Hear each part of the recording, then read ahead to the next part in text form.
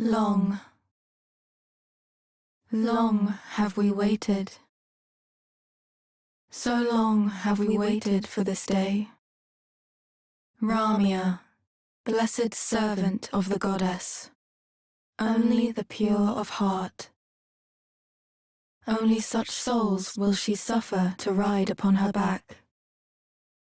At last, she awakens. Let us pray.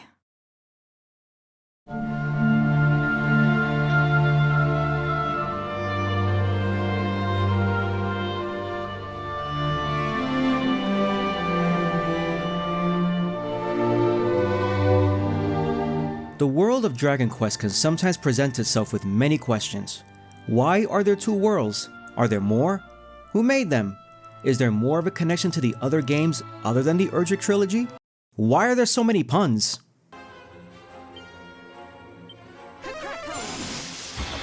This video is part 1 of a 3-part series discussing and dissecting the lore and overarching story of the HD 2D remake of the Erdrick Trilogy. Part 1 will serve 2 purposes. First, look into some of those questions stated earlier.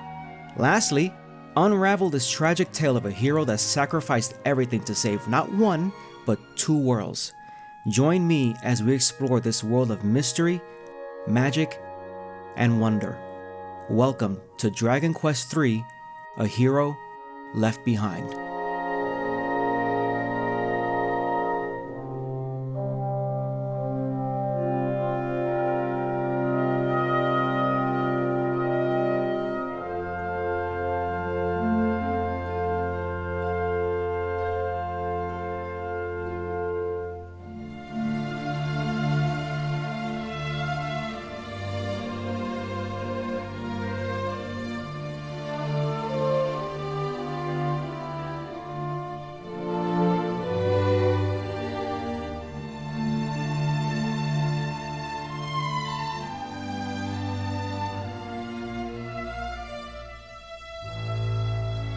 Now, before we continue, let's get some housekeeping out of the way.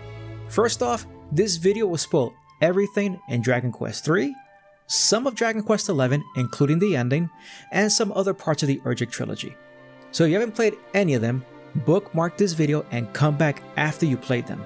They're great games and should be enjoyed firsthand before anything else. But if you do decide to stick around and wonder why DQ3 is being discussed first, it's because Dragon Quest III is the chronological prequel to Dragon Quest I and II, just in case you were wondering.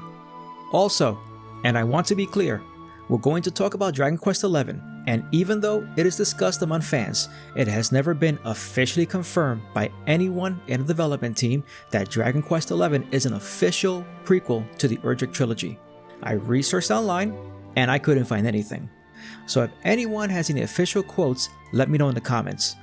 However, and in my opinion, DQ11 being a prequel is heavily implied throughout many parts of the Erdrick Trilogy. And hey, this isn't just a lore discussion, we're also theory crafting. So for the sake of this video, let's take a look at a quick summary of Dragon Quest XI, Echoes of an Elusive Age.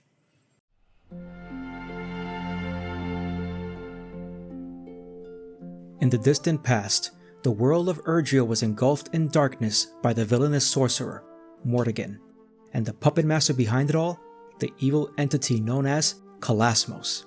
Societies fell, kingdoms were demolished into the ground from where they were built, and all humanity had lost hope. But with every darkness, there will always be a light, and that light was known as the Luminary. As the Luminary traveled the lands, he gathered a group of unlikely heroes he would very soon call comrades, friends, and family. Together with the legendary Sword of Light, the heroes banded together, and after a fierce battle, Kalasmos was finally defeated. But before his demise, Kalasmos left one final warning. As light exists, so always will darkness, and even when his body perishes, his vengeful spirit will endure. Sometime later, the Luminary alongside 2 of his companions traveled to the World Tree, Yggdrasil, to place the Sword of Light in its rightful resting place. Upon doing so, the deity known as the E-Dragon appeared before the hero, thanking him for saving the world and giving him a similar warning as Kalasmos. that one day the darkness will surely rise again, and conferred unto him the title of Erdrick. For those who don't know, and as the E-Dragon stated, the term Erdrick is basically a title, kind of like calling someone a mighty hero of that age. But the Erdrick Trilogy also uses the term almost like a family bloodline, but we'll get to that in a future video. Furthermore, Dragon Quest XI has two important scenes during its ending. First, we see the hero from Dragon Quest I holding what is now called Erdrick's sword, preparing to enter the Dragon Lord's castle. During the after credits, we see a woman closing a book that tells the story of the Luminary. From there, she goes to her child's bedroom, saying, Cooey. Wakey, wakey, rise and shine. This is the intro to Dragon Quest III, but everything is the same as the HD 2D remake. The book placements on the shelf, the furniture, everything is the same. But let's not get ahead of ourselves. Let's start Dragon Quest III.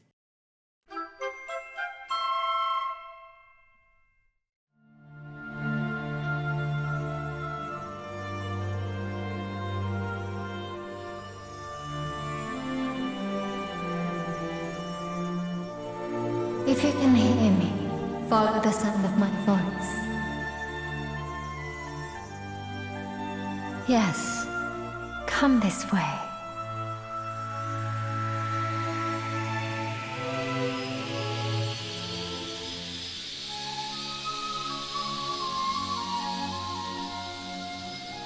One night, a mysterious voice speaks to our hero in a dream, asking him to follow and wanting to get to know him better. She asks many questions, including our real name and some personality questions. But I want to bring something to your attention. This part of the game is more than just a game mechanic. Has anyone ever wondered why this particular character was chosen to be the hero? Why did this mysterious voice appear before him? The obvious answer is because his father was a mighty warrior. But I think it's more than that. Topic we'll definitely tackle later. Cooey. Wakey, wakey, rise and shine.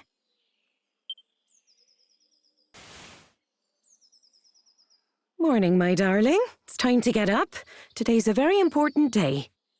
After all, it's not every morning you ask the king himself to give your big journey his personal blessing. This is what I've been raising you for all these years. Well then, shall we get going? Come on, follow me.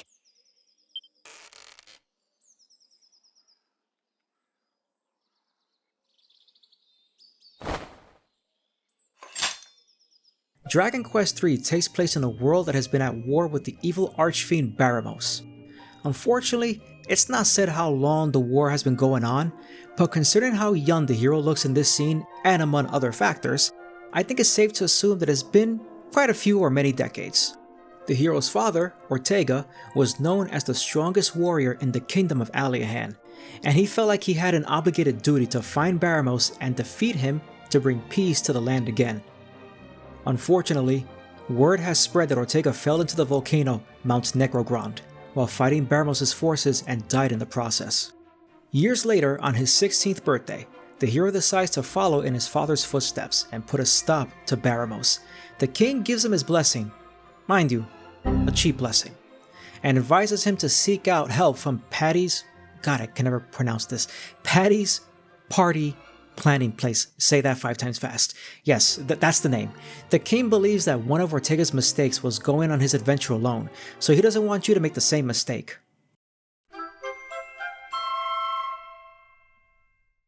Of all the kingdoms on the world map, Aliahan, to me, is the most interesting one.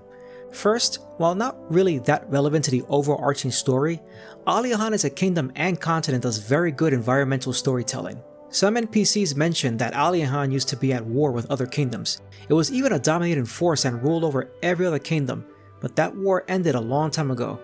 Besides, I think they got bigger things to worry about now. But you can see some of the remnants of that war in the game. There's a full underground network that connects almost all the shrines and caves to the Dreamer's Tower and the castle. The Path of Promise that leads to the teleporter going to Remoria is still in shambles, as if some of that war took place then. Again, not much to do with the overarching story, but environmental storytelling is nice to see, and you can see it in all other locations too. Now what about Patty's party? Jesus Christ. Patty's party. You know what? I can't. We're gonna call it Patty's Place. In Patty's Place, some people will think that it's just a mechanic for creating a party, but it was created for adventurers to gather and prepare to take on Baramos. You see, when the king heard of your father's passing, he couldn't let go of the fact that it was him who sent Ortega off with no help. That drove His Majesty to create a spot where adventurers could meet, exchange ideas, and form parties. Anyway, this is what got built. There's one last thing I want to touch on before moving on. What really interests me about Aliahan is that it is one of the few locations that shares direct connections with Dragon Quest XI. When you get the Thieves' Key, you can access another part of Aliahan Castle that looks like a research area. In this location, there are 3 maps on display. One of the Aliahan continent. The second one, I have no idea what this is. The other important one is one of Erdrick, the world of Dragon Quest XI. Also, at the hero's house, there's a painting of Yggdrasil next to the bookshelf. Now, unless I missed it, I have searched all over the game and I have never found these portraits again. But it's interesting that the map of Erdrick is in a research area, and the events of Dragon Quest XI are told in what might be what kind of looks like a history book, maybe even a fairy tale perhaps. But at the very least, people of Aliahan know about Erdrick, and some are even researching it. We'll talk more about some other connections in the theory crafting section. Moving forward, once you make a team, the king has tasked us with starting our investigation in the town of Reeve and finding the Thieves' Key. It's time to step out into the world, and here we get one of the best world map songs in jrpg history.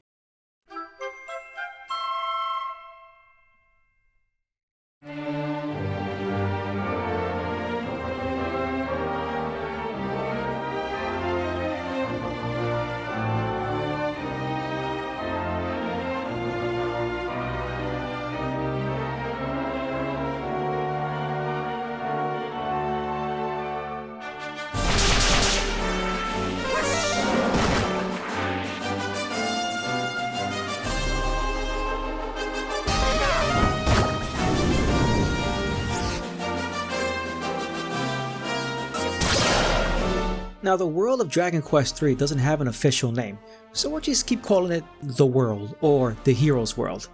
But let's put the lore to the side for a second. I personally feel like the charm of the overworld map in JRPGs kinda got lost over time. You know, the whole larger character with smaller locations kinda look. I always liked it though. I like board games, and overworld maps remind me of those tile-set board games. Recent games like Expedition 33 brought back the overworld map style, and I hope many other games start doing the same. But anyway, Dragon Quest III's world gives a good incentive to explore. There are sparkly spots where you can find good loot, secret spots to find more treasure like mini medals you can trade for good gear. Still don't know why this mini medal guy lives in a freaking well. You can find friendly monsters for the monster arena. The incentive works even further when you notice that there are areas you can access later. There's also a day and night cycle. Some friendly monsters can only be found at certain times of the day, and towns even change, sometimes opening up new areas at night.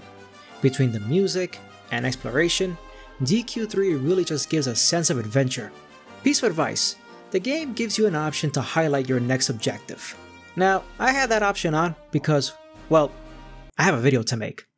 But I suggest you turn the option off and give yourself the opportunity to discover the story on your own. NPCs give you enough evidence as to where to look. In my opinion, it makes you pay more attention, and it's very satisfying to find a solution on your own, but again, just a suggestion, it's up to you. Let's discuss the world as a whole for a moment. As many of us know, Dragon Quest III has 2 worlds, and we'll talk about the second one once it becomes relevant. But let's look at the first one. At first glance, you can see that the world of Dragon Quest III was actually inspired by our world. You have locations like Ibis that represent Egypt, there's North America, South America, you get the drill. Each kingdom has its own coat of arms, banners, decor, accents, etc. And all of which are unique to their particular area. My favorite is Japan, which is supposed to represent Japan. They do have the accents, but they also speak in haiku. It's these little details like these that show how much effort was put into giving each area their own identity. Let's revert back to Aliahan for a sec. There are two fan theories when it comes to Aliahan. The first one is that Aliahan is a representation of Australia, and I can see this being a thing because the hero's mother in the beginning called him Cooey, which is from an Australian dialect. However, no one else in the kingdom demonstrates this accent. The citizens of Lanson, on the other hand, do have the accent when spoken to, which leads us to the second fan theory. Since Lanson has the accent and also looks more like Australia than Aliahan does, then what exactly is Aliahan? I'm gonna be honest with you, I actually found this online with a few discussions. I'm gonna link them in the description below if you guys wanna read into them. I also saw it in a YouTube video, which I will also leave in the description box below. But either way, other than New Zealand, there is no other location in the southern part of the Pacific. So fans believe that Aliahan is representative of the lost continent of Moon, which is described as a mythical lost continent that sank to the bottom of the Pacific Ocean. Personally, I am not 100% sold on this one, but it is interesting if we consider Aliahan to be the most connected to Erdria, but again, I'm not fully sold on it. Lastly, some people say that if you compare Dragon Quest III's world map with Erdria's, they kind of overlap. I mean, maybe it's possible that some land may have shifted over time, but I'm not sure how I feel about it. To continue, let's look into some of the recurring characters that play a part in the Erdrick Trilogy. First, we have the dwarves. They mostly live in underground caverns and are skilled builders. Throughout the trilogy, they assist the hero of that age, even though sometimes they can be a bit grumpy. Second, we have the thief Robin Hood. I'm not going to explain this pun. He mainly plays like the comedic role, but his family line continues throughout the trilogy. And if you play Dragon Quest II, yes, he is there too. And finally, we have the fairies, faithful servants of the goddess. Their duty is to watch over the land in her absence. Because of their mistrust of humans, they've ostracized themselves from society, but still assist the hero of a current age when needed, though sometimes they can make decisions that they deeply regret. To progress in the game, the hero has to procure a boat, and once they do, a familiar voice appears in the hero's dreams once again.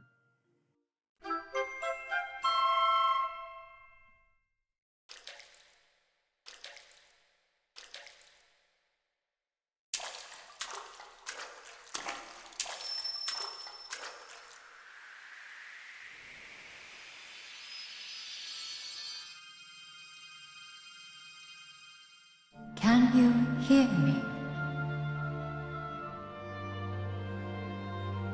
The next step of your journey awaits. The seas beckon. Though they are fraught with danger, and crossing them will be no mean feat.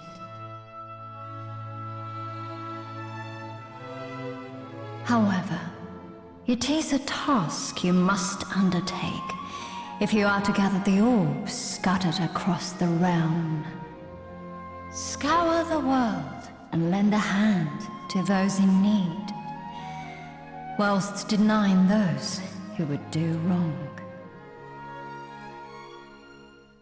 Follow this path, most righteous, and you shall find the orbs before long. Now rest. Much awaits you in the morning.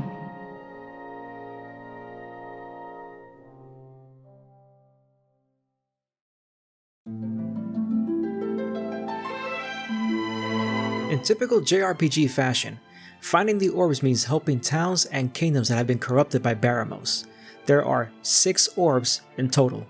The red orb can be found in the Pirate's Den, the green orb is in the haunted town of Thedin, the blue orb can be found by the hero completing a solo trial in Lanson, the purple orb is in Japan and is being guarded by the demon dragon Orochi. The yellow orb is found by a merchant character that you have to create to complete the questline, and it's one of the funnier ones too. And the silver orb is one of the hardest ones to get. You have to fight a strong demon and go through a fairly long dungeon called the Maw of the Necrogron. Afterwards, it'll be located in the Shrine of the Necrogron. Let's talk about the orbs for a moment. They are 6 mythical spheres that appear in other Dragon Quest games, those being Dragon Quest 8, 9, and 11. But where do they come from in Dragon Quest III? If we continue to humor the idea that DQ3 takes place in the distant future of Dragon Quest XI, then we're aware that the orbs already existed in DQ11. In my opinion, it's possible that these can be the same mythical orbs. But I'll be honest with you, I really don't have much evidence for this, or like, at all. I'm just assuming that since, if we're going to humor the idea that this is a sequel to DQ11, then to me, the orbs just basically must have come from somewhere. After defeating Orochi and getting the purple orb, the mysterious voice has more important information for our hero. You've had quite the ordeal, haven't you? Well done, brave adventurer. You have taken yet another step on your journey to restore peace to the realm. You must gather the orbs and take them to the shrine of the Everbird. Know that I will be ever praying for your safety.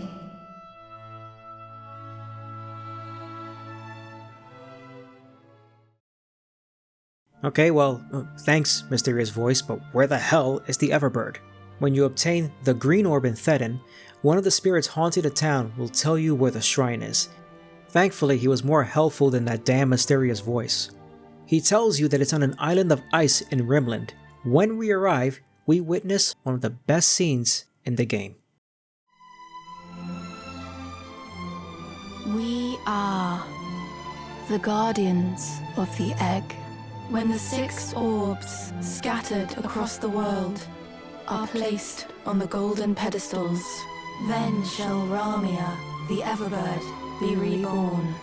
You are reminiscent of a traveler who once appeared before us. The resemblance can be no coincidence. He who possessed the courage to come here alone, a hero of heart most pure, then suddenly, without warning, he vanished from our midst. Time is of the essence. Whilst we converse, malign forces yet gather strength.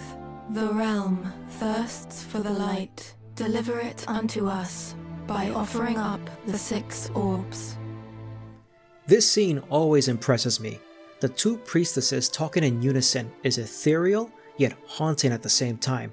I personally love it when games have locations like this, a mysterious wonder of the world that barely anyone else knows about. But let's examine the Shrine of the Everbird. When you enter, there are monsters trapped in ice, almost indicating that both the natural cold and mysterious forces are protecting the shrine. Climbing the ladder, we see the priestesses in front of the egg's altar, as if they're conjuring the means to awaken Ramia. Further up, we see the orbs releasing a form of energy. At the highest point, right before the shrine, we see Ramia awakened, covered in bright gold. At the altar proper, when you examine the egg, the dialogue says it's warm.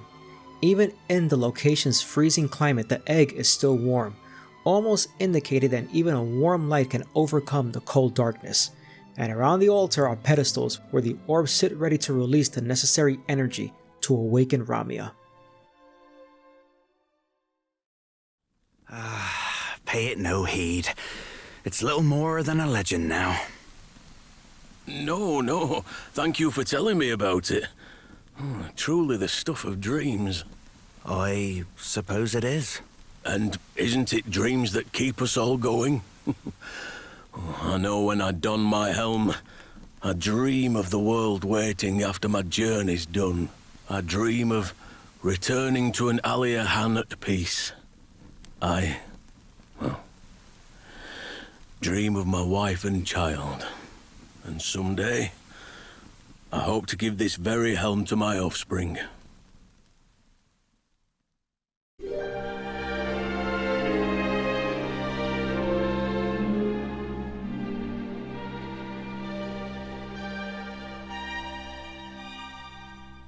Tales of Ortega's endeavors can be found throughout the hero's quest, from saving towns to defeating monsters. It always feels like, even though many years have passed, the hero is always just a few steps behind his father.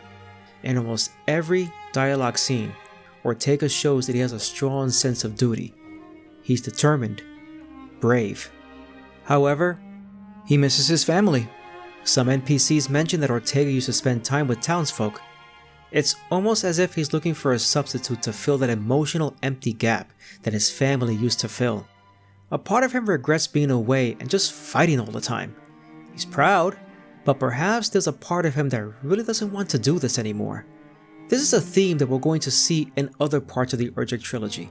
The theme of being bound to a family line. It can be both a blessing and a curse. It can be rewarding and self-fulfilling. But at what cost? There's a world to save and the stakes are definitely high. But what exactly is lost at a personal level? In Ortega's case, it's his family. A chance to live a normal life. In the town of Muir, Ortega stumbled in injured from a previous battle. While being tended to, Baramos' forces attacked the town. Even with his injuries, he single-handedly defeated them. The citizens wanted him to stay longer, but he left shortly after, leaving behind his helmet. The shopkeeper gives the hero the helmet in hopes that he can give it back to him.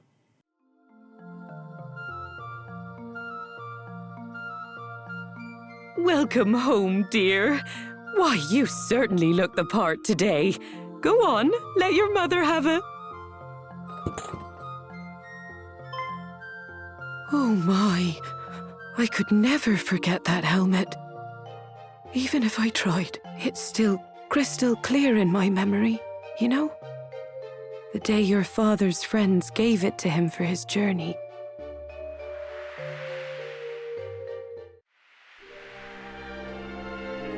Morning! Gosh, you must be bubbling with emotions now Ortega's departure is so close. We know it's not much, but we got him a little something. Oh, this is quite the helm indeed.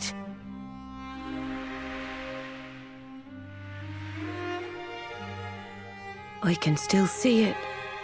The fire in his eyes when he first donned that helmet. But just look at it now, covered in scratches. Poor Ortega must have gone through so much. Still, thank you for showing it to me. You should keep a hold of it. It's what your father would have wanted. I mean it. I don't need his helm when I've already got so many wonderful memories. And I imagine you'll need something to keep your head out of harm's way on your travels. Now, how about we lighten the mood with some food? I'll make us something extra special. Let's talk about the mother for a moment. Probably another one of the more tragic characters in this story. She really does her best to show emotional restraint in front of the hero. Even after seeing her late husband's helmet with all of its scratches, imagining all the hardships he went through, she still tries to lighten the mood. You can tell she's deeply hurt by Ortega's absence and death. All that while still worried about her child, who's out there following in his father's footsteps. You can even see it in some gameplay. If you visit the hero's home at night, his mother actually waits outside for him. Also, we should remember, the hero's only 16 years old. I know it's a bit of a trope to send a kid on some grand adventure, and the official artwork makes the heroes look a little older, but nonetheless, they're still 16. That's still a baby in any mother's eyes, and I would like to think that any parent would be staying up at all hours of the night waiting for their child. Again, I really think she's one of the more tragic characters in this tale. And let me tell you, she's going to break your heart even more later in the game. Earlier, the king of Aliahan mentioned that Ortega left on his own, but he didn't end up that way. Before ending up in Muir, Ortega met Samao, a skilled fighter wielding the powerful mountain cleaver blade. They started as rivals but ended up fighting Baramos' army together. Later, they learned that the demons were tracking them, so they decided to go their separate ways. Samao went back to his hometown of Minoza, but it was already too late. The king was usurped by one of Baramos' underlings, and Samao was banished to the Shrine of Shackles, leaving his only son behind, never learning of his father's dying fate. With the mountain cleaver in hand, you can finally make your way to Mount Necrogrond, the volcano where Ortega made his final stand. It's finally time to confront the demon that changed the hero's life forever.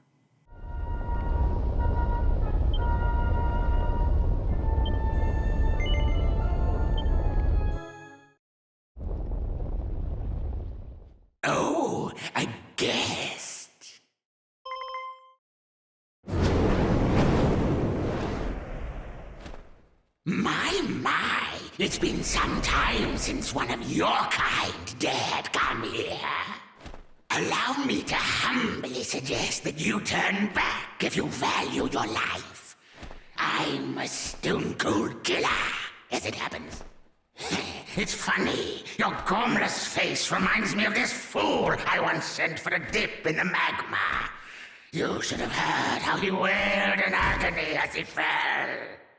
Once you suffer the same fate, I'm sure Lord Baramos will reward me, just as he did back then. Well, I hope you like it hot! Now I know this story has had its share of drama lately, and I wanted this fight to be a bit more poetic. You know, avenging your father with the spirit of Samao kind of thing. But I am what some people call an idiot. And I forgot to equip that damn mountain cleaver, so I don't know, just pretend the dramatic effect is there. This isn't an easy fight. Many people consider Garboil a skill check, and yeah, I can see it, but he eventually goes down. No! This cannot be! I was chosen! By the Archfiend himself!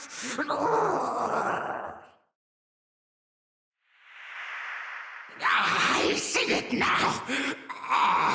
It was no passing resemblance!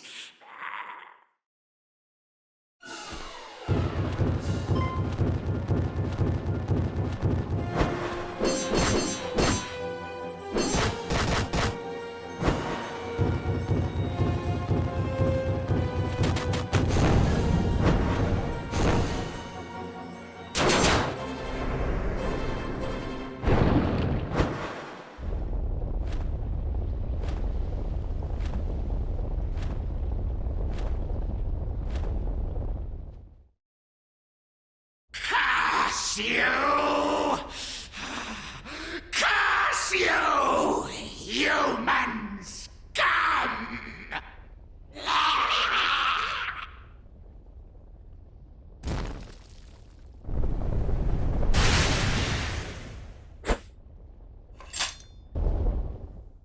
For those who play Dragon Quest II HD 2D Remake, I didn't notice this until I replayed DQ3. The Prince of Midenhall from DQ2 has the exact same battle pose as Ortega. Such a cool ass little detail. With the Necrogrond area now accessible, we can finally make our way to the Silver Orb. You gotta go through a pretty long dungeon to get there.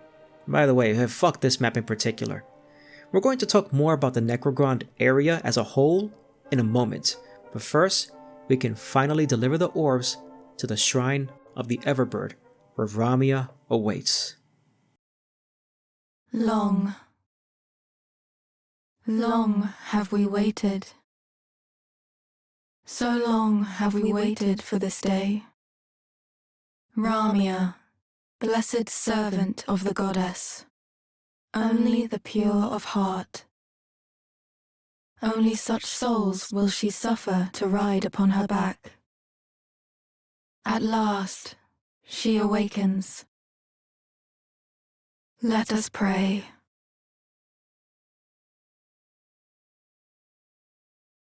The time is nigh. The hour of awakening. How the skies long to embrace you. Fly, soar higher than ever.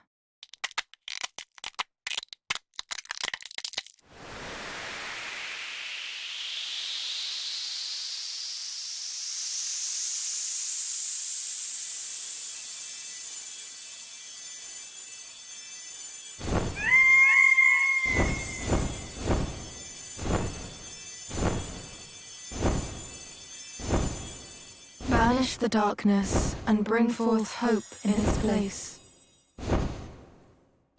May she be your guiding light.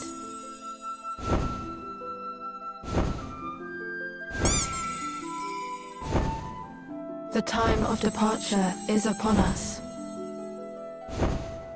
Venture forth and do what must be done.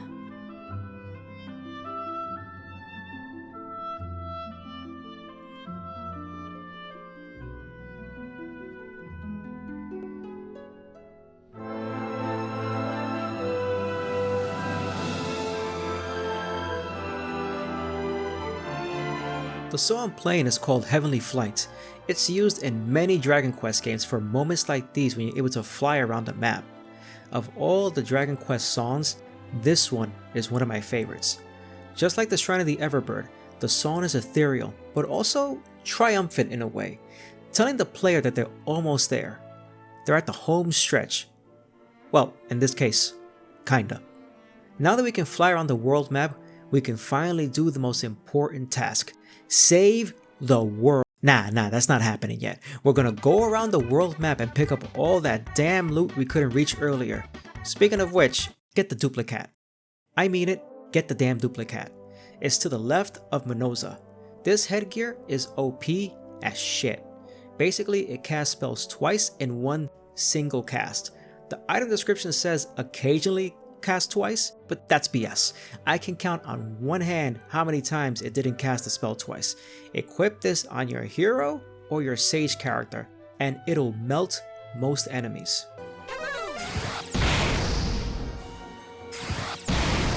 After we loot the heck out of this world, it's finally time to face the Archfiend himself.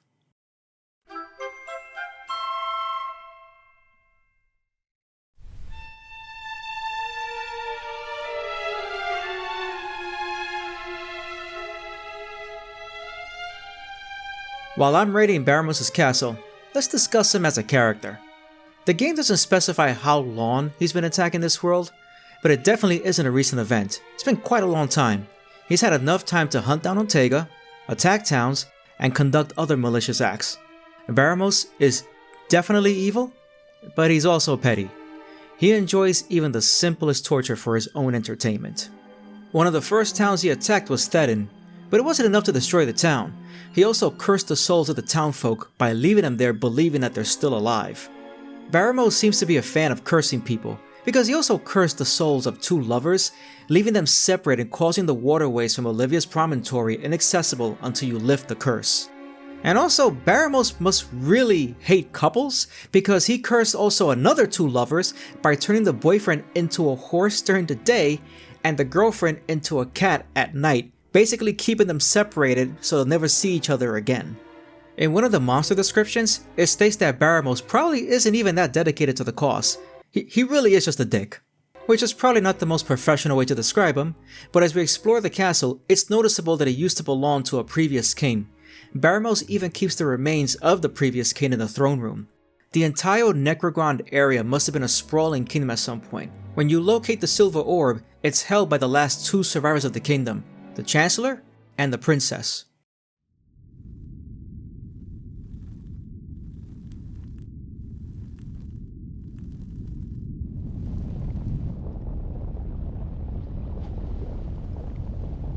So, you have found your way here at last. You know that to stand against mighty Baramos is to throw away your life. And yet you still came. A decision you will come to regret.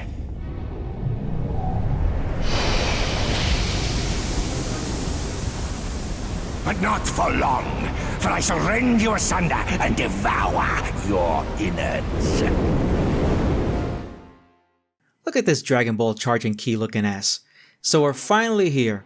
One would think that this is the final boss. Spoiler alert, it's not. Baramos uses a lot of fire-based attacks. As long as you have the gear, the right spells, the fight isn't too bad. But let's continue because this final act of the game has important lore elements we need to cover. You...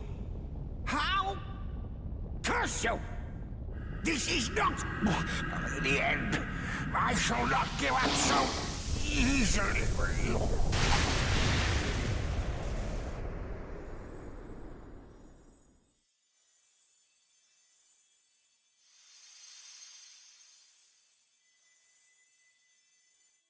You have at last bested the Archfiend. You have done all that was asked of you. Be proud. Now return to them. Return to those who love you. They are waiting for you.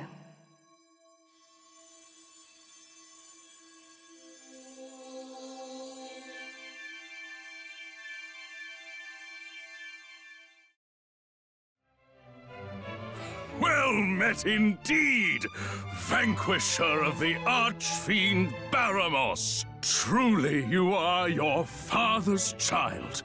The kingdom, nay, the whole world salutes you. Servants! A feast must be prepared, the like of which our land has never seen.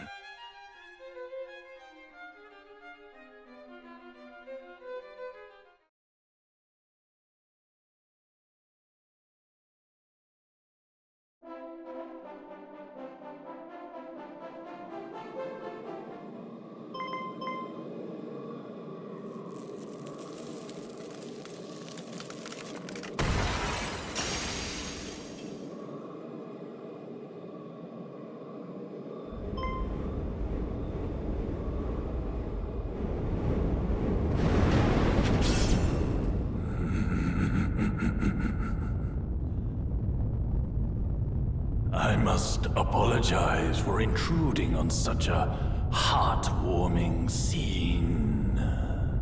I am Zoma, Master of Darkness, Lord of the Underworld.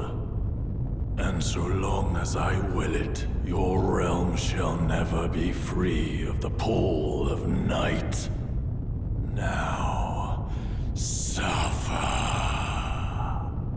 Your pain shall be my pleasure. All shall know despair, all shall kneel, all shall give their lives in sacrifice to my glory.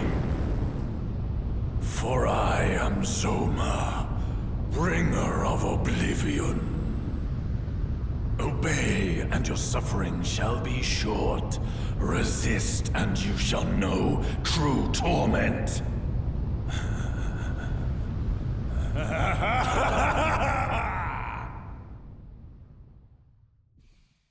So as it turns out, Baramos was a lackey for Zoma all along. While Zoma ruled the underworld, he sent Baramos to conquer the hero's world under Zoma's name. But where is the underworld? Earlier in the game, when you obtain the ultimate key, a living skeleton has a single message. There is a far greater threat waiting for us at the pit of Giaga, an evil that has been festering for ages. Now with Zoma being the new threat, the hero decides to take the fight to him, a decision he might later regret.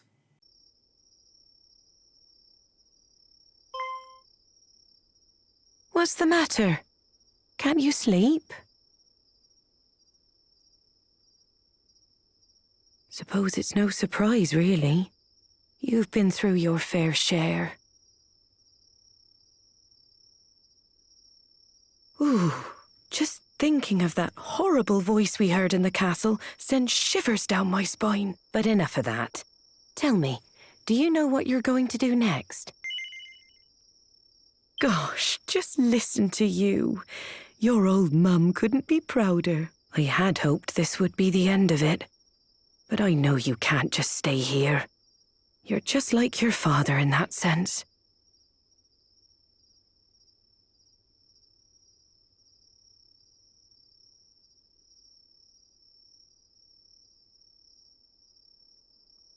Oh, this all brings back memories of when he left Aliahan to go on his journey. His friends presented him with the finest helmet you've ever seen. Everyone came out to wish him well.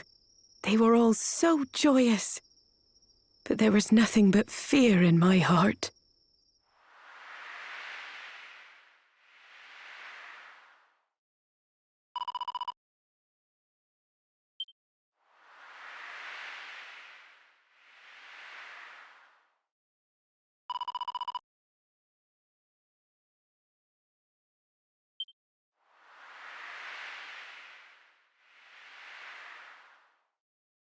I just don't want to lose you too. Oh, I'm sorry. Don't worry. Everything will be all right. At any rate, I'd say it's well past your bedtime. Go on. You must be shattered. We can talk in the morning.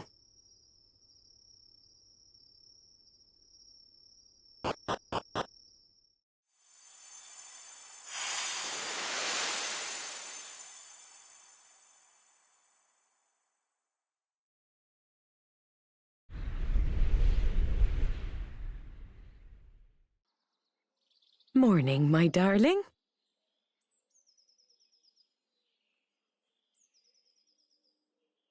I suppose it's that time again, eh? I know there's no stopping you. Just promise me you'll take care, all right? And know I'll be here for you with open arms whenever you come home.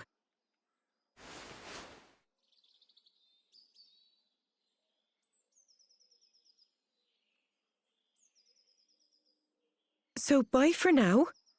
Do pop by again if you ever find yourself missing my cooking. I told you the mother will break your heart even more later on. But I just want to reiterate that I believe that other than Ortega, she's one of the more tragic characters in the story. As a matter of fact, the family in general just really goes through it.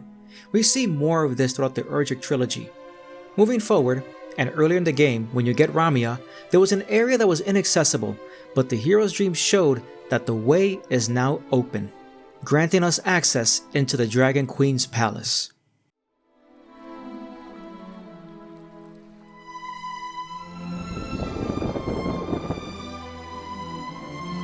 You stand before the Dragon Queen, servant of the Almighty Goddess. Thank you for heeding my call and making your way here. Doubtless, one of my retainers has already told you, but I have scant time left. Listen well, child of Ortega, for I am about to impart all that I know of Zoma whilst my life's flame yet burns. I do so in the hope that it will allow you to vanquish the fiend and restore order to our realm. Will you heed my request? Thank you sincerely. Zoma dwells in the depths of the underworld. Start your journey there by first heading east of Baramos' lair. Eventually, you will come across an island in the middle of a lake. Its caves will lead you to the world below.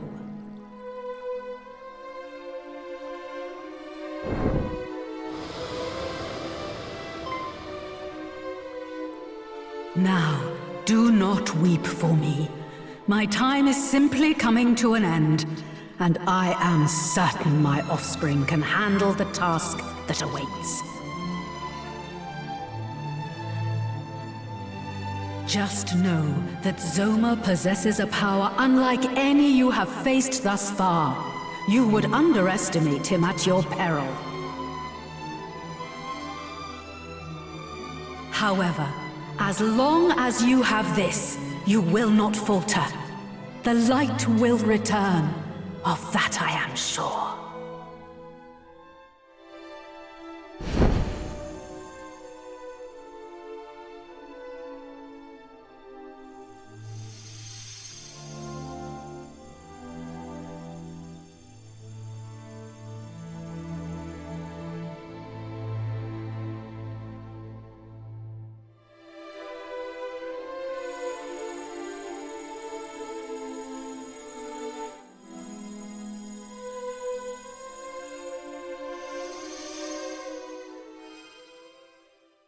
Now, while I would like to discuss the Dragon Queen more, we're going to do so in a future video, but I do want to emphasize a couple of things.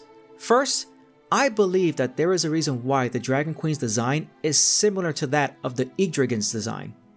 Second, as you explore the Dragon Queen's castle, you learn that she's passing away. Lastly, see this guy? The High Priest? Yeah, keep him in mind. Watching over both worlds expedited the Queen's demise. However, where there is death, there is also life, and the Queen left behind an egg where her offspring will one day hatch and be the next Lord and Watcher of the world. With the Sphere of Light now in our possession, the protective energy that Zoma placed in the Pit of Giaga can now dissipate, and we can enter the Underworld.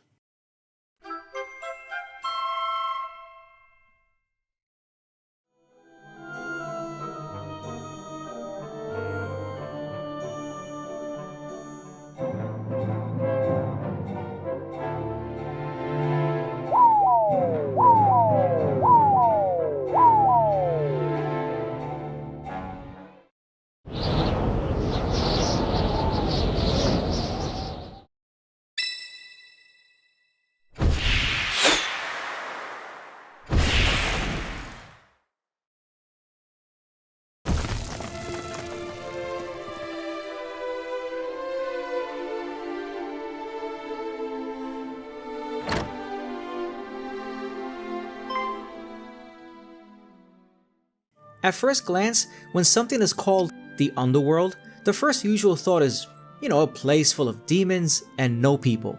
But when the player arrives, it's a different story altogether. This new world map is called Aliahan.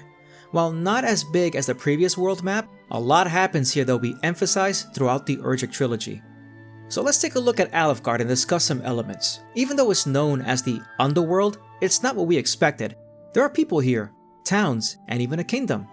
Just like the previous world, the people here have been at war with Zoma, but Zoma appears to have won.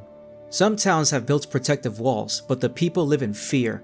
The world is completely enshrouded in darkness, leaving the citizens with an eternal night. They also speak a kind of ye old English, with these and thous in their dialogue. There are also a couple of important characters to keep in mind. First, Robin Hood is back. Somehow he fell into this world as well, and tells you where to get the Sunstone. There are also a couple of other NPCs that have accidentally ended up here as well. Second is Galen, a bard who sings the songs of the hero that carry on through the ages. And lastly, there are fairies in this world too, and they play an even larger role this time around. But who is Zoma? There isn't much to go on, but he's still an interesting villain. Unlike Baramos, who was mainly a dick, Zoma is murderous, tactical, and cold. He rules with complete fear. Even his citadel purposely towers over the kingdom of Tandagel, destroying any shred of hope that the people may have had at some point. The game also gives you a couple of hints of what to expect in his boss fight. As a powerful sorcerer, he specializes in ice magic. When he appears in Aliahan, Zoma murders soldiers with icebergs. When you first enter the pit of Giaga, there are puddles of water, but since Zoma momentarily entered the hero's world from here, the water had turned to ice. Lastly, many areas of his citadel are also covered in ice. Now, as far as his motives go, he only seems to have one goal. He's a demon that wants to destroy everything that is good and take over any world by any means possible. Cliché? Sure, but I personally don't see anything wrong with villains just being evil. Not everything needs a complicated backstory, though there might be a bit more to him than we think. Before moving on, let's talk about a couple of more things when it comes to Zoma. Close to Tandagel is the Talantir Tunnel. At the bottom of the cave, there's a large crack in the ground. It is believed that this is where Zoma came from. What's interesting is that there's a door with Ramia's logo on it, almost working as a seal that didn't work. Also, this area is where the hero's shield is located. Speaking of which, when you reach Aliahan, there are a few tasks you're given. First, the King of Tandagel informs you about the situation with Zoma. More importantly, he tells you that the hero Ortega made it to Tandagel, and you find out that he went to Zoma's citadel alone to face him. Yes, Ortega's alive. Somehow he survived his battle against the Garboil and ended up in Aliahan severely wounded. The king and his servants nursed him back to health. Unfortunately, the injuries caused Ortega to lose his memories. Even without his memories, his sense of duty has obligated him to help Aliahan. As his fight drew him closer to Zoma, his memories of Aliahan started to come back. The only problem is that he barely remembers his wife and child, but the feeling of leaving a family behind still eats at him. Even with his memory loss, he still has some regrets of leaving behind the family. Now we know Ortega's alive. The second task is to find the legendary armor and sword. This requires some side questing, but let's just break it down a little bit. Ortega's helmet can become the Auroral Helm. The other items were stolen by Zoma from the Tandagel Castle's armory, those being the hero shield, which we discussed earlier that was in the tunnel. The Auroral armor can be found in the Tower of Rubiss, and the final item is the Sword of Kings. Now that looks familiar, and we're gonna get more into that in the theory crafting section. For now, all we need to know is that the sword was broken by Zoma, and it took him 3 years to break it. Later, it was found by a scientist from the town of Cantlin, and it can be repaired. It's just gonna take, again, some more side questing. What's important right now is just to keep in mind that the Auroral armor, the Auroral helm, and the Sword of Kings will all become the Erdrick gear for the rest of the trilogy. One of the last tasks that we are given is to access Zoma's citadel. There's no way to get to it at the moment. Plus Ramia isn't in this world, so we have to gather some items to create the Rainbow Bridge.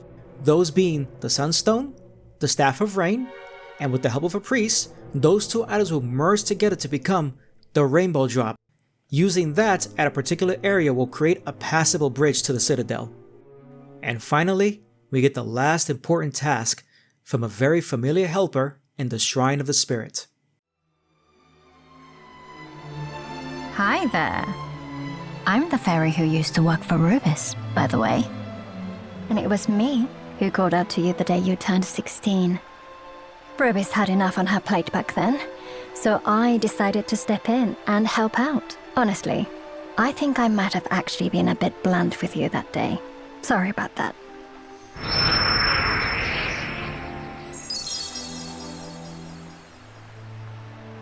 No hard feelings?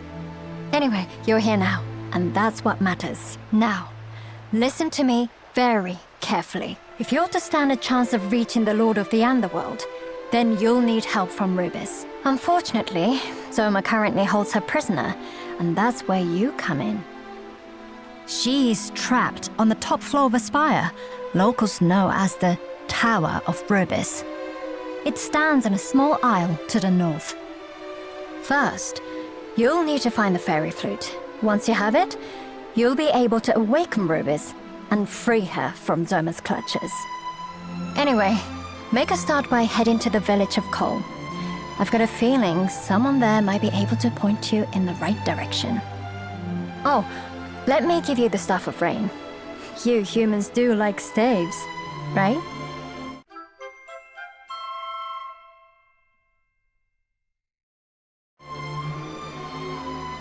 When rain and sun, the twain do meet, the rain's bow shall a bridge complete. Well, fingers crossed this staff ends up being of use.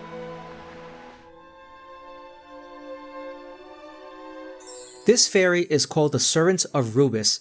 Later in the trilogy, she calls herself the Dream Whisperer. She has been communicating with the hero in his dreams, but all the way from Alefgard. But we now have one of our final objectives.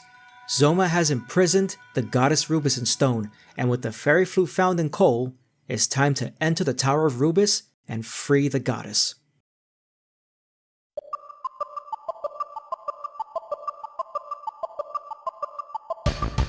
Activating combat mode.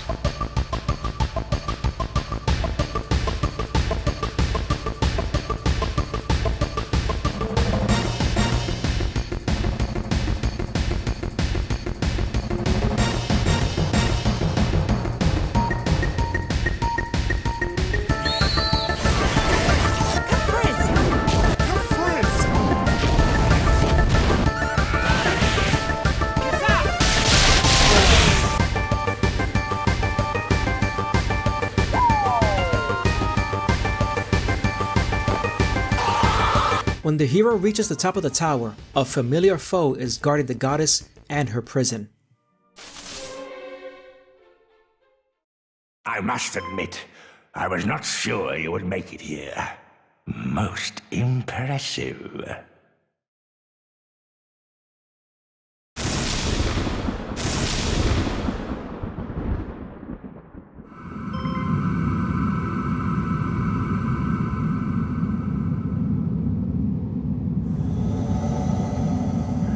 They say you are the strongest of your kind. Well, I will be the judge of that. Today, you are faced with the Lord of the Underworld's mightiest servant. Do not perish too quickly now.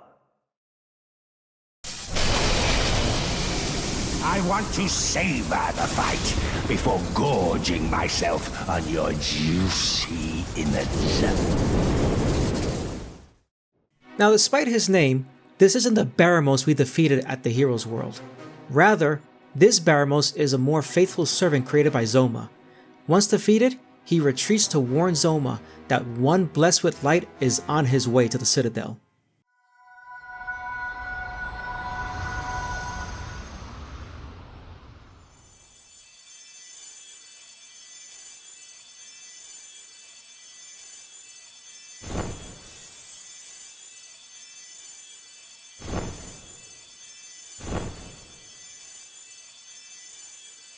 Thank you, 1,000 times over.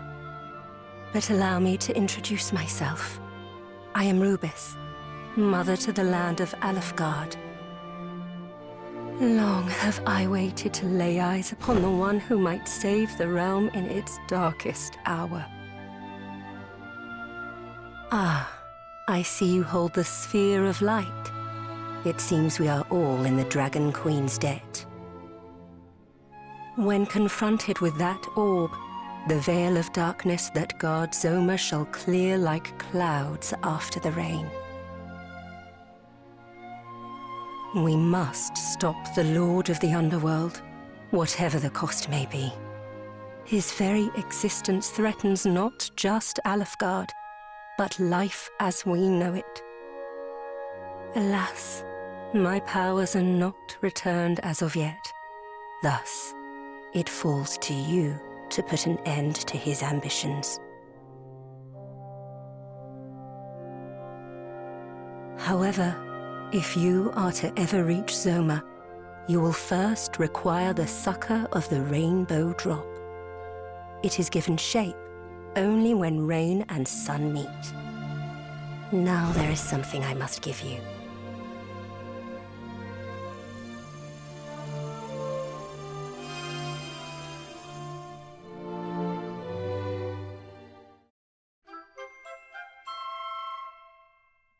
And with that, you must depart. Seek out the most hallowed of sanctuaries, bearing the gifts of rain and sun. There, speak to the descendant of those who once placed their faith in me. But before you take your leave, allow me to imbue the Sphere of Light with what little strength I still possess.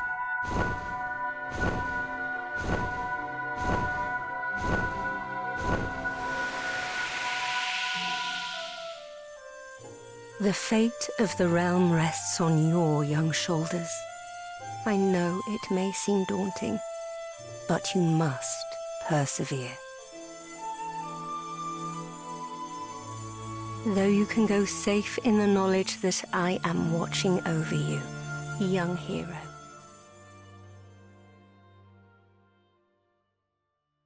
Rubiss is the creator of this world, so whatever evil magic Zoma has, it must be powerful enough to imprison a goddess for generations.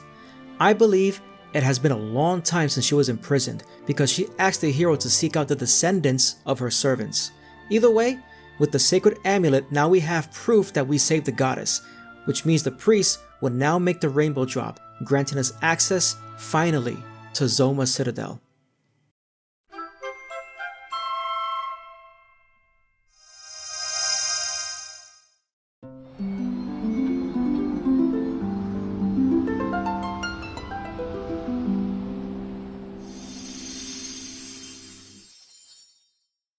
Zoma Citadel is as dark and cold as the demon himself.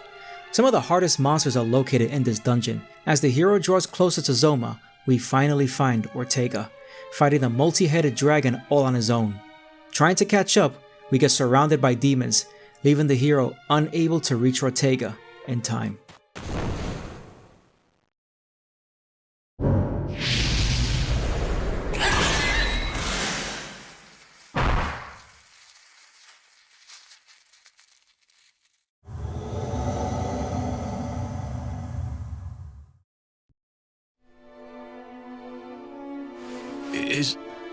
Is somebody there? Seems my eyes and ears are done for, sadly.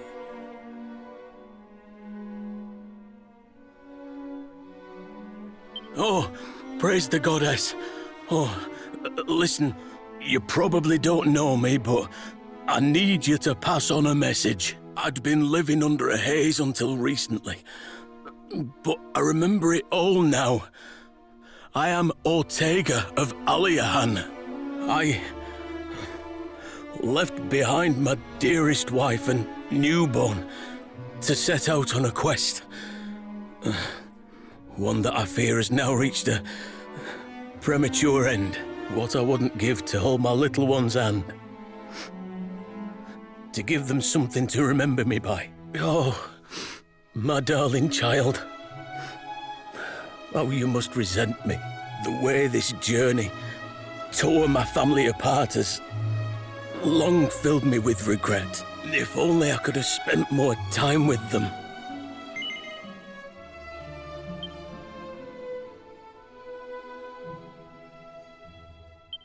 Sorry. I know you're trying to tell me something.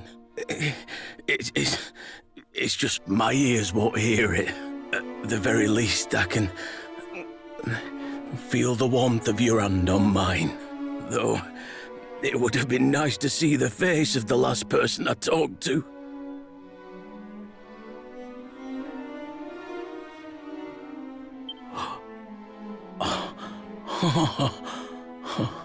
A fine helm indeed.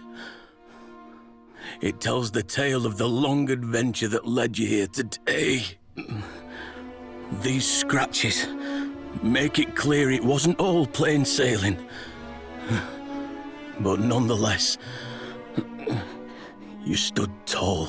I may have failed as both a father and an adventurer, but I know you can do what I could not. Goddess Speed, my child.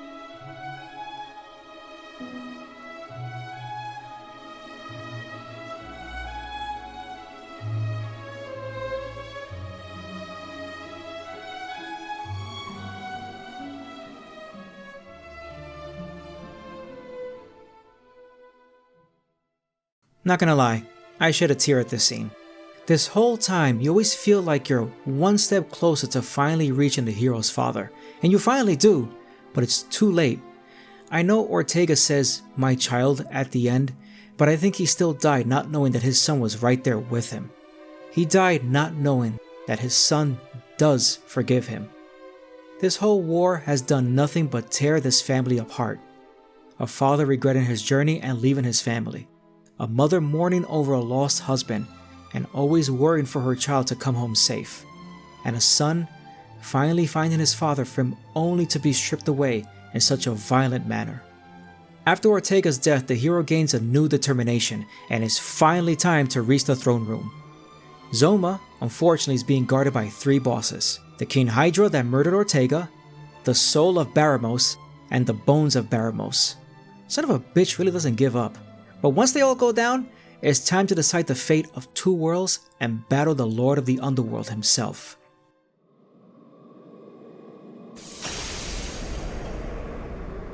Still, you cling pathetically to life.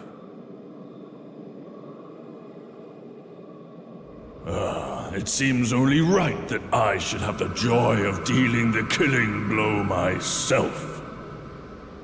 Now come, show me how beautifully you die. When confronted with that orb, the veil of darkness that guards Zoma shall clear like clouds after the rain.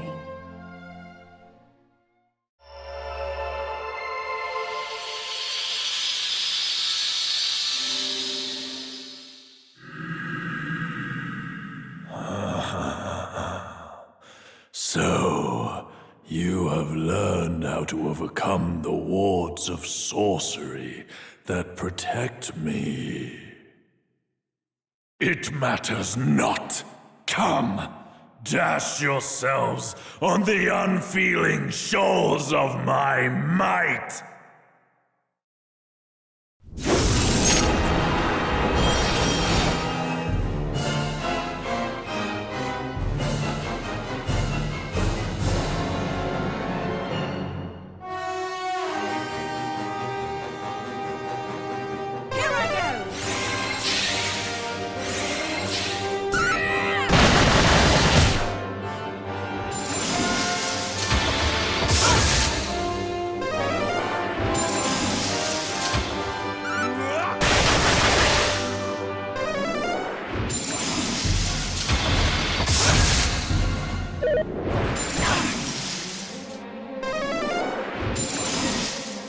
I know there's no stopping you. Just promise me you'll take care, all right?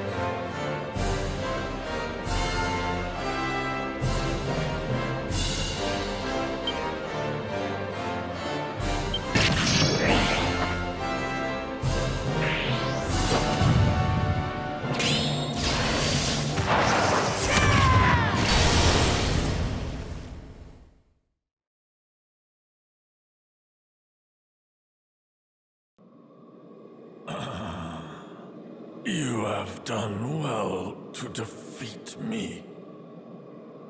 But whilst there is light, so too must there be darkness. I see that which is to come. Another shall rise and take my place. The omens are already there. Open your eyes. And when he comes, you will be powerless to protect your craven kind, for you will be long dead.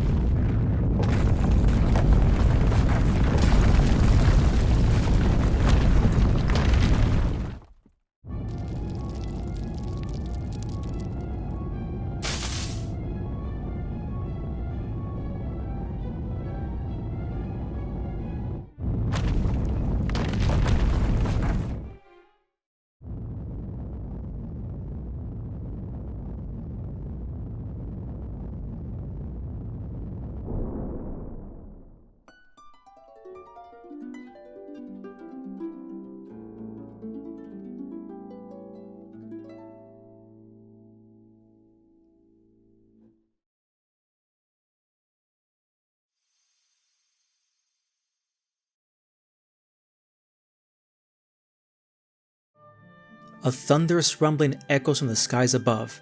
It almost sounds like a giant door slamming shut. Before his demise, Zoma left a warning. Another shall rise to take his place. A similar warning that Kalasmos left behind in Dragon Quest XI. Alefgard is finally at peace. Daylight has returned to the land, but at a great sacrifice. The way home is now locked, and Erdrick is left alone in Alefgard. No one in Aliahan will ever know what Erdrick did to save them all. His mother will never know if he lived or died. Alefgard gained a great and mighty hero, but at what personal cost? This world is foreign to Erdrick, and the family is truly torn apart. Ortega is gone. The mother will always be waiting for her child to return home one day. Erdrick saved everyone, and became a legendary hero to Tantagel and Alefgard. All he could do now is take to heart what Zoma said, and leave behind the sacred amulet, armor, helmet, and the Sword of Kings that he gained while traveling Alefgard. For when the darkness rises again, his descendants can take the mantle and be ready. But for now, Erdrick is a lone wanderer, left alone to mourn and be the hero left behind.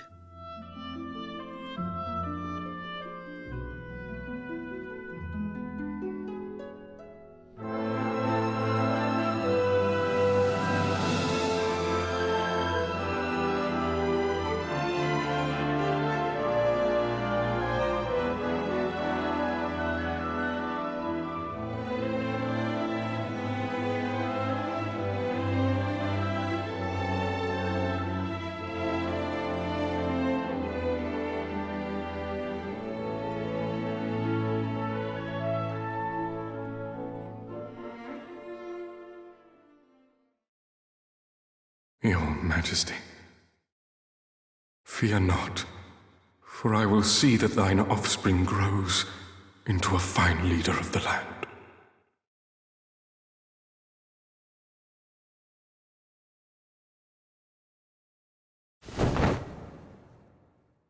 I promise, nay, I swear, upon my name, the name of Hargon.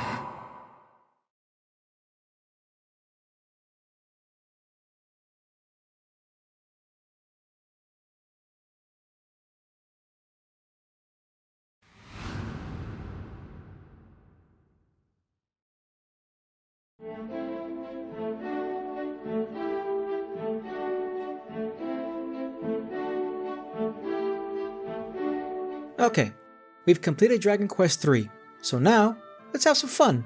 I know many of us have some questions, even with some of the post-game content, but for this, I'm gonna use my PlayStation footage because to read some of the post-game areas is a pain in the ass. But first, I want to be clear. Take most, if not all what I'm about to say, with a grain of salt. I do not hold any official or grand authority over Dragon Quest lore, and there are things I can be 100% wrong about.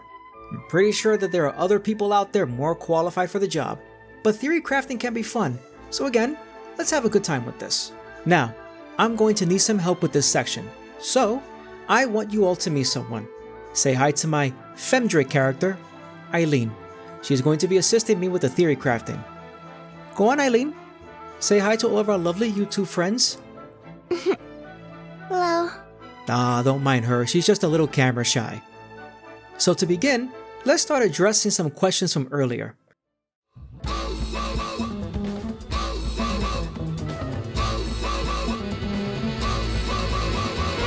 This is a pretty common question, and the short answer is, for the most part, yes. In the post-game, you gain access to Cloud's Gate Citadel, a location from Dragon Quest VI.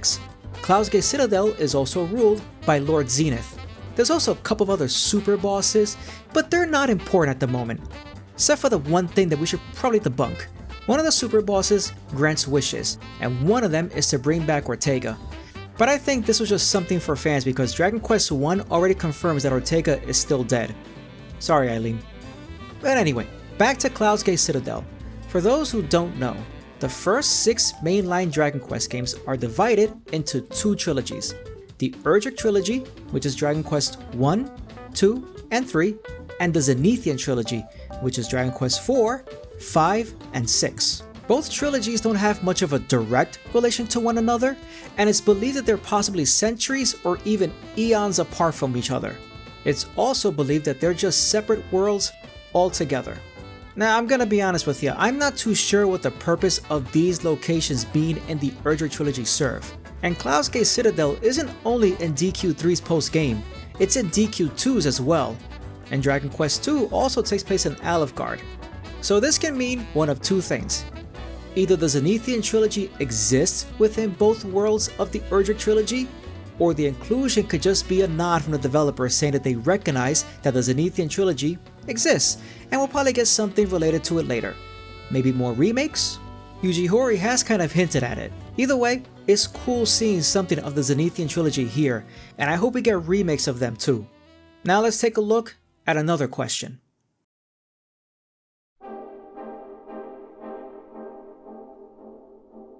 Yggdrasil, also commonly known as the World Tree, exists in many Dragon Quest games, sometimes in different forms. In Dragon Quest XI, Yggdrasil is a skyscraper-sized towering tree that gives all of life to Erdrea. So again, where's Yggdrasil? When you visit the dwarf's shrine, the cat tells you, yes, the cat, don't ask. The cat tells you to travel south and search between 4 mountains. In this very large forest area, there are 4 large rocks. Each are located in the north, south, east, and west part of the forest. Smack in the middle of them is one tree with an Yggdrasil leaf, which you can collect it from. Mechanically, you can keep obtaining one Yggdrasil leaf at a time when your inventory runs out of them. But I think of it this way. Just like Yggdrasil from DQ11, the tree in the forest works as a cycle. It gives life, but only when one is taken. Why is it so small? That I really don't have a good answer for. Maybe it's going through some sapling phase, rebirth phase, after so many years, I am not too sure. Now let's take a look at some other connections. As far as those go, in Dragon Quest VIII, a mystical bird named Imperia can be found, and she says that she used to be called Ramia. If I remember correctly, there are other connections to the Erdrick Trilogy from 8, but I haven't played it in a long time, and I'll be honest, my memory sucks, but I'm definitely going to replay it again sometime soon. But what about Kalasmos from DQ11?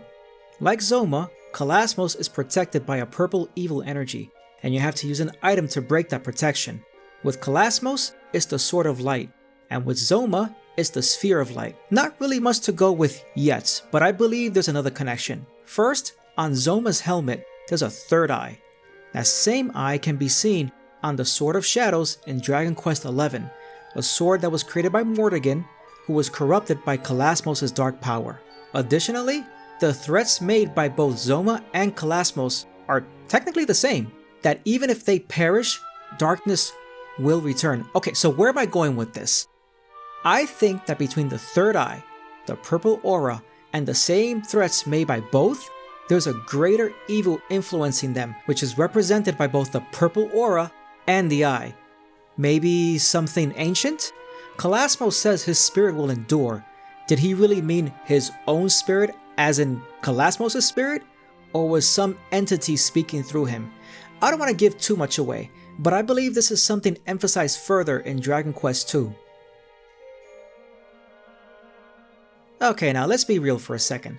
The Sword of Kings looks exactly like the Sword of Light from Dragon Quest XI. So most likely, yeah, I think they're the same blade. The only thing I can't wrap my head around is how the sword ended up in Alefgard.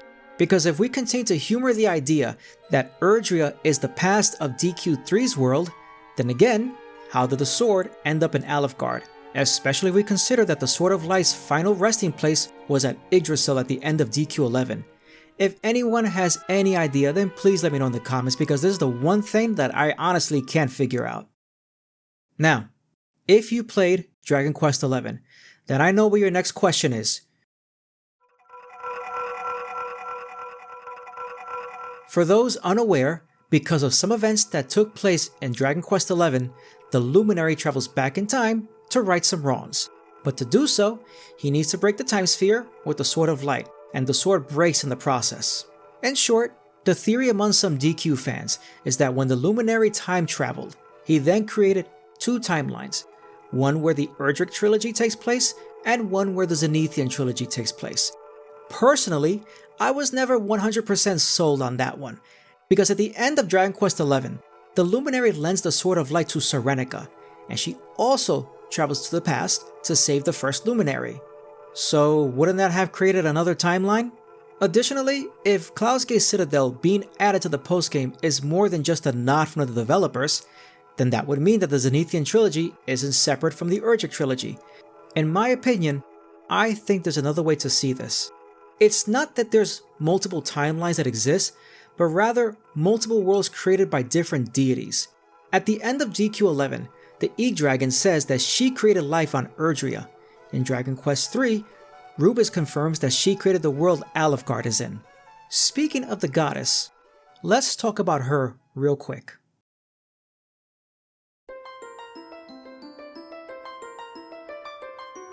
In the Erdrick Trilogy, the goddess is described as a creator and traveler of worlds.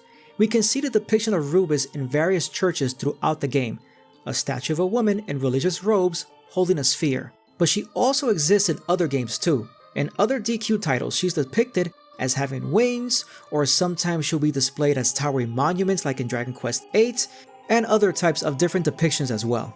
So again, if we simply go with Dragon Quest XI and III, then I truly believe that the way Dragon Quest works as a whole is that there are many worlds created by many deities, whether it be a dragon god, Rubiss, another goddess with a different name, etc. And like I said before, I could honestly be 100% wrong, so take all of what I just said with a grain of salt. Now before moving on to the final section, we still have a few unanswered questions. What is Hargon planning? What's going to happen to the Dragon Queen's egg? What was Erdrick's life like after defeating Zoma? And more importantly, and this is something I want you to keep in the back of your mind, did the fairies know that Erdrick will be stuck in Alefgard? I think we'll have an answer in a future video. You know, I always tell myself that I shouldn't make videos too long, but oh well. Here we are, right? Either way, I hope you guys enjoyed this video. Dragon Quest has become an obsession of mine, and I want to bring more content related to this series. I'm going to take a small break so that I can complete some other games. After the recording of this video, Resident Evil Requiem and Dragon Quest Erdrick Reimagined are on the way, so I have other games to look forward to. But trust me, it's just going to be a short break because I want to continue breaking down the Erdrick Trilogy. We'll be covering Dragon Quest I in the next video. But if you made it this far, you're a real one. Thank you so much for watching. I really enjoy making these videos and I really appreciate you guys being here. If you want to see more, then be sure to subscribe and hit that notification bell so that you know when I post a video. Also, be sure to like and comment for the algorithm. Until next time, take care, have a good one, and I'll see you guys in the next video.